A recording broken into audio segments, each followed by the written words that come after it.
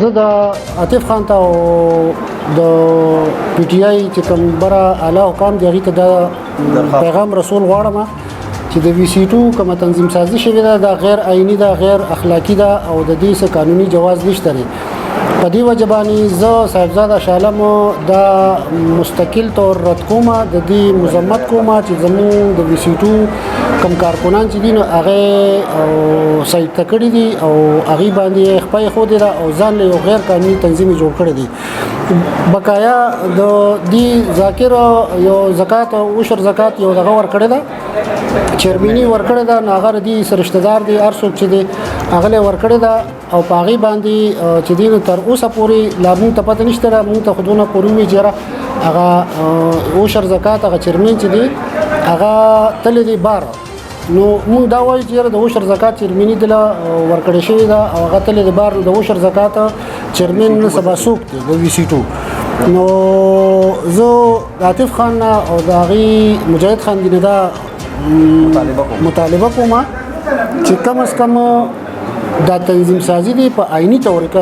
باندې وشي، په طریقه باندې وشي. بسم الله الرحمن الرحیم. زه د بچخالي پریس کلب حقیقي د ابوبکر صاحب مشکور یم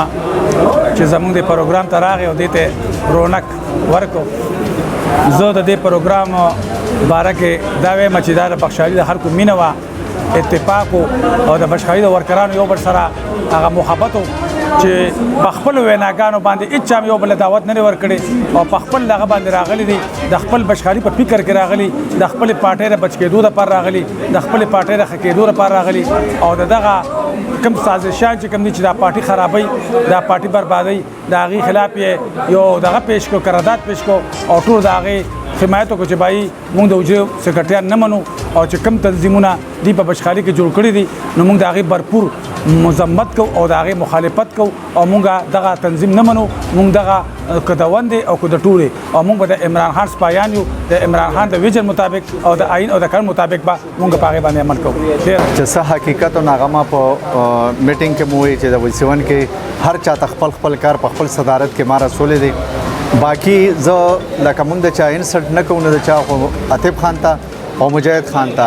زه دا جزانه درخواست کوم که چېرې تاسو وایئ چې موږ تنظیم ټیک کو نو دا ستاسو غلط فهمي ده، مهرباني وکړئ او دا تنظیم په هر طریقه چې نو دا ښې طریقې ته وبوځئ. عاطف خان د پارټۍ له زما اته کاله یا 9 کاله وروسته دې نظر راغلی تا ماله دغه د یو پول جوړ کړی دی، زه د احسان منم، احسان دې منم، د هغې د سره وجې سره ملګری یم، بیا مې